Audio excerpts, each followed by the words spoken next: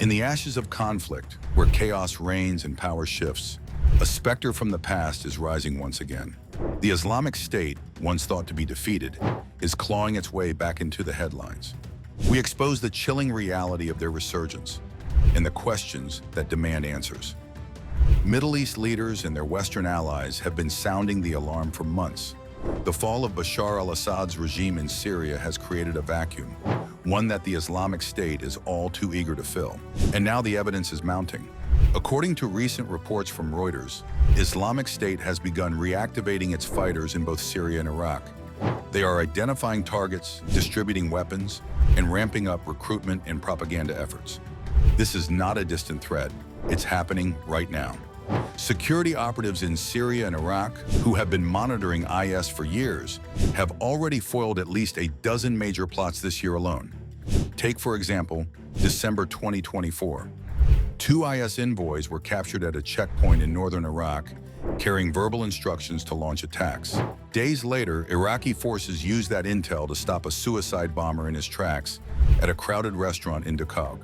But for every plot stopped, how many more slipped through the cracks? The numbers tell a troubling story.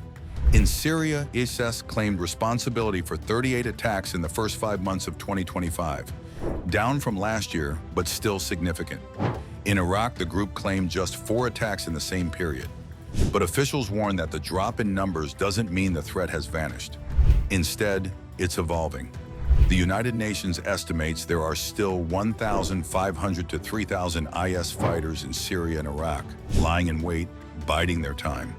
The US and its coalition partners have been striking back with airstrikes and raids, capturing or killing terrorist elements. But here's the catch. The US is planning to cut its military presence in Syria by half, from approximately 2,000 troops.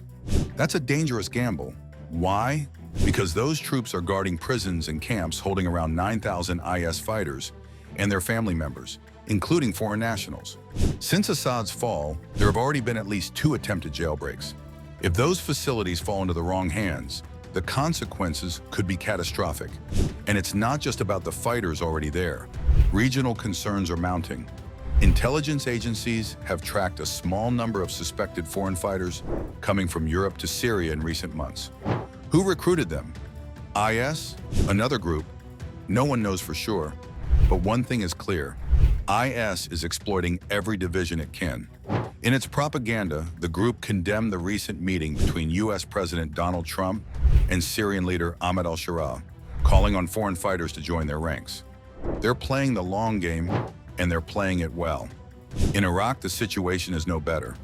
Iraqi officials report increased IS activity in the northern Hamran Mountains and along key roads.